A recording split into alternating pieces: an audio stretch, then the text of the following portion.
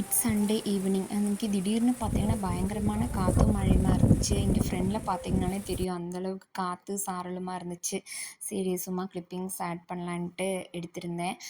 அதுக்கப்புறம் பார்த்தீங்கன்னா நம்ம நைட்டு சமைக்கிற வீடியோ தான் இதில் ஆட் பண்ணியிருக்கேன். அன்றைக்கி என்ன பிளான்னு பார்த்தீங்கன்னா புளி சாப்பாடு செய்யலான்னு தான் செஞ்சுக்கிட்டு இருந்தேன். யோகி குட்டிக்கு பார்த்தீங்கன்னா ரசம் இருந்துச்சு. ஸோ கொஞ்சம் ஒயிட் ரைஸ் தனியாக எடுத்து வச்சுட்டு அவனுக்கு ரசமும் சாதமும் கொடுத்துட்டு நாம் சரி புளி சாதம் செஞ்சு சாப்பிட்லாம். ரொம்ப நாள் ஆச்சு இந்த மாதிரி வெரைட்டி ரைஸ்லாம் செஞ்சு அப்படின்ட்டு அதை தான் செஞ்சிட்ருந்தேன். அப்புறம் மத்தியானம் பண்ண கேபேஜ் பொரியல் கொஞ்சம் மிச்சம் இருந்துச்சு. அப்படி அதோட ஒரு ஆம்லெட் மட்டும் போட்டோம்னா சூப்பரான டின்னர் ரெடி ஆயிரும்ன்ட்டு அந்த வேலை தான் போய்கிட்டு இருந்துச்சு. நம்ம முன்னெல்லாம் பார்த்திங்கன்னா வெரைட்டி ரைஸ் அதிகமாக செஞ்சிட்ருப்போம். நம்ம யோகி குட்டி வந்ததுக்கப்புறம் அது அப்படியே கம்மியாயிடுச்சு. ஏன்னா அவன் அதெல்லாம் சாப்பிட்ணுன்னு இன்னும் கொஞ்சம் டைம் ஆகும்.